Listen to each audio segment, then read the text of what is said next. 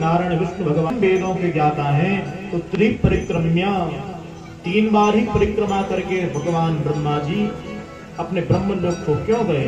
तो इसमें विद्वानों ने कहा कि त्रिहि बारम नत्वा तत्पश्चात परिक्रम्य। ब्रह्मा जी ने 3 बार प्रणाम किया और 3 बार परिक्रमा प्रणाम करने के पश्चात फिर 4 बार परिक्रमा गई, उसके पश्चात ब्रह्म लोक को गए। इन पुराणों में जो श्लोक दिए गए हैं, इन श्लोकों का बड़ा ही दिव्य एवं गूढ़ रहस्यात्मक अर्थ है। इन पुराणों के इन रहस्यों को समझने के लिए जब तक कोई व्यक्ति गुरु के समीप में जाकर के इन पुराणों का अध्ययन नहीं करता है, तब तक इन पुराणों के रहस्यों का उद्घाटन करना अत्यधिक असंभव का कार्य है। इसलिए कथा को कहने का वही अधिकारी है जिसने विधिवत तरीके से वेद वेदांग का समुचित अध्ययन किया हो, जिसने गुरु परंपरा को समझा हो, जिसने शिक्षा कल्प निरुक्त व्याकरण छंद ज्योतिष आदि का ज्ञान प्राप्त किया हो। क्योंकि पुराणों में ज्योतिष की विद्या भी है, पुराणों में व्याकरण की विद्या भी है, पुराणों में दर्शन की विद्या भी है।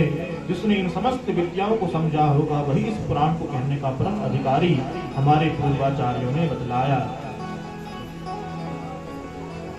इस प्रकार जब 3 बार परिक्रमा करके ब्रह्मा जी ब्रह्मलोक को गए, अब जाकर के सारे ब्रजवासियों ने मैया यशोदा से कहा कि मैया, आज तेरे लाला ने अघासुर का वध कर दिया। अब जैसे ही प्रातः काल हुई, प्रातः काल होते ही भगवान मैया के पास में गए और मैया से कहा कि मैया, अब तो थोड़ा बड़े हो गए हैं, इसलिए आज से हम गायों को चराना प्रारंभ करेंगे।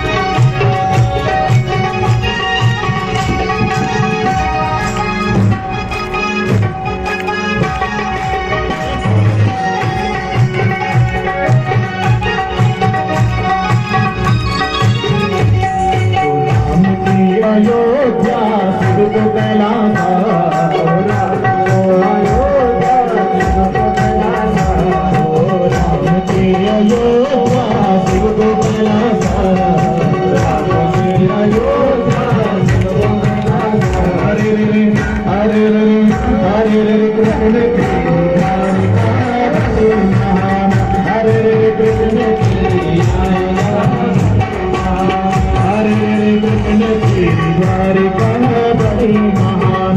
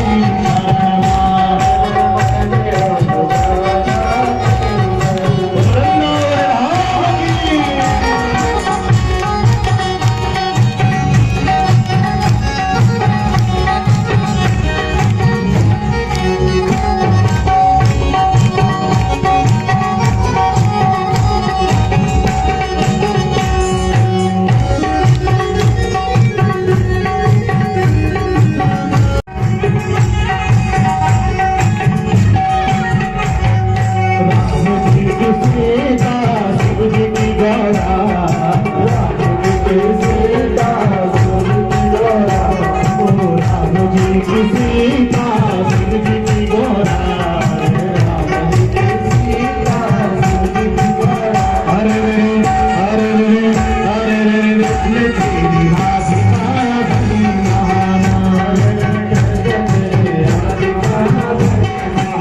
हरे कृष्ण तेरी राधिका बड़ी महाना, हरे कृष्ण तेरी राधिका बड़ी महाना। लगे मेरो वृंदावन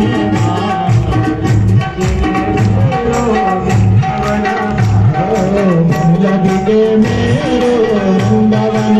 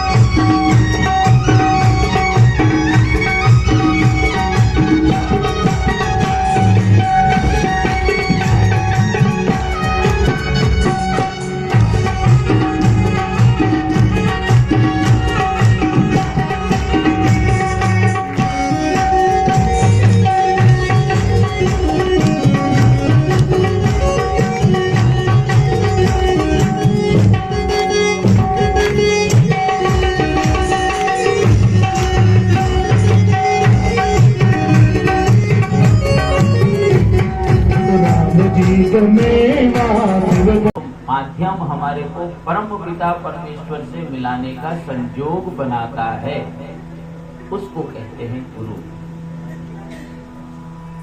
मेरे पास आप लोग आते हैं, प्रणाम करते हैं, भभूति का तिलक के लिए बोलते हैं, उसमें भी गुरु की मर्यादा दिखती है, क्योंकि आप लोग मुझे गुरु श्रेणी में देख करके मुझे प्रणाम करते हैं। तो जब मुझे आप प्रणाम करते हैं तो मैं आपके अंदर में उस परमपिता परमेश्वर को देखता हूं, तो मेरे हृदय से भी मैं आप सबको वैसे ही प्रणाम करता हूं। उसका भाव ये है, जब भक्त की भक्ति इतनी प्रबल हो जाती है कि भगवान के आगे वो निछावर हो जाता है, संपूर्ण समर्पण हो जाता है, तो उसको गुरु का महत्व याद आता है, क्योंकि भगवान उसी भक्त के पीछे चलते हैं। किसी ने कहा था, मैं बहुत छोटा था, एक शब्द सुना था, गुरु गोविंद दो खड़े काके लागू पाओ, बलहारी अगर गुरु का गोविंद का हमें पता लगा है, उस भगवान कृष्ण का हमें पता लगा है, तो वो भी गुरु के माध्यम से। आज हम जिनके मुखार बिंद से ये कथा सुन रहे हैं, ये कथा सुनाने वाला भी एक गुरु गद्दी पे बैठा हुआ व्यास जी जो वर्तमान में हैं, ये भी गुरु हैं। गुरु का अर्थ एक और भी है, सप्त गुरु और सुरती चेला। शब्द यानी कि जो स्वर जो बोल रहा है, बोलने वाला गुरु होता है और सुनने वाला चेला। शिष्य कौन है? जो श्रोता करे। श्रोता वो होता है जो अपने अंदर में सुन करके अपने हृदय के अंदर में उन शब्दों को रख लेता है और अपने जीवन में उसको उपयोग करता है, वो श्रोता होता है। ये नहीं कि आज मैं बोल रहा हूँ, आपने सुन लिया और नीचे जाके सब भूल गए, इसको श्रोता नहीं कहते। श्रोता बनने का भी एक बहुत बड़ा महत्व है। भगवान कृष्ण स्वयं श्रोता बने, अपने गुरु के आगे गए। जब भगवान कृष्ण दीक्षा लेने के लिए गए, शिक्षा लेने के लिए गए, तो गुरुकुल में भी गए। तो उनको जो वहां शिक्षा मिली, उनके हाथ में दंड पकड़ा दिया गया, जो धर्म का डंडा होता है, एक लाठी, एक कंधे में झोली टांग दी, एक माला, और भिक्षा के लिए भी बताया, लकड़ी के लिए भी बताया, पूजा इत्यादि का कर्म बताया, पुस्तक पठन करने का कर्म बताया, हर चीज का एक माध्यम बताया, वही गुरु। तो हमें गुरु का महत्व हर जगह है। हमारे को गुरु के बारे में जानना ही चाहिए। गुरु श्रेष्ठ होता है। भगवान से भी ऊंचा औहदा किसी का होता है तो गुरु होता है। भगवान से भी यदि कोई बड़ा होता है तो वो गुरु होता है। इसीलिए गुरु की महत्वता अधिक होती है। तो सबसे पहले गुरु तो जो है भगवान आप सबके घरों में विराजमान है, आप सबकी माताएं, सबसे पहला गुरु। जितने भी यहाँ सुनने वाले हैं, जहां तक मेरी आवाज जा रही है, जो भी सुन रहा है, इस बात को अपने हृदय में वो रख ले कि अपने हृदय से अपने माता पिता को प्रणाम करे, क्योंकि सर्वश्रेष्ठ भगवान, सर्वश्रेष्ठ गुरु, सर्वश्रेष्ठ देवी देवता उनके माता पिता के चरणों में विद्यमान हैं। अब इंद्र ने कहा कि माँ आप जगत जननी हैं, आप भगवान हैं, क्या आपका पुत्र होने के कारण से उसको सर्वप्रथम पूज्य कहा जा सकता है? क्या उसकी योग्यता का माप नहीं करना चाहिए? तो जब ये बात आई तो माता ने कहा, बोले योग्यता तो क्या होती है ये तो आपको समय देख लेगा, आप बताइए आपकी मनोरथ क्या है कहने का। तो नारद जी बोल पड़े और नारद जी ने कहा कि क्यों ना एक प्रतियोगिता की जाए, एक रेस लगाओ, जो भी ब्रह्मांड की सर्व पहले परिक्रमा करके लौट के आएगा उसको सर्वप्रथम पूज्य बनाया जाएगा। सारे तीर्थों से, सभी जगहों से, समस्त ब्रह्मांड से, समस्त लोक से एक एक वस्तु जो लेके आएगा, पता प्रमाणित जब ही होगा कि वो व्यक्ति उस लोक में गया। तो सारे देवताओं के पास तो अलग अलग वाहन, अलग अलग शक्तियां, अलग अलग था सबके पास। सब लोगों ने अपने अपने साधन पे, अपने अपने वाहन पे बैठे और बैठ के चल दिए। वो तो चल पड़े सब। अब भगवान गणेश जी का तो वैसे ही शरीर बड़ा विशाल, उसके बाद उनकी सवारी बड़ी छोटी सी, मूषक राजा, वो तो बेचारे जा ही नहीं सकते थे।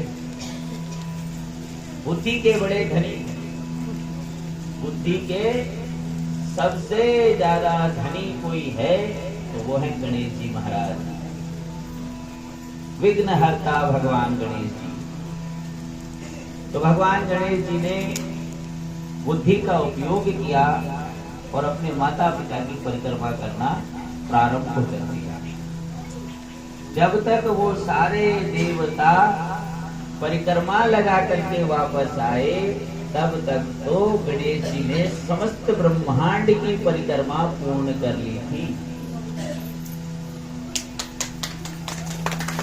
उनकी इस चतुराई को देख करके, इस भक्ति भाव को देख करके सभी देवताओं ने उनको प्रथम पूज्य का स्थान दिया।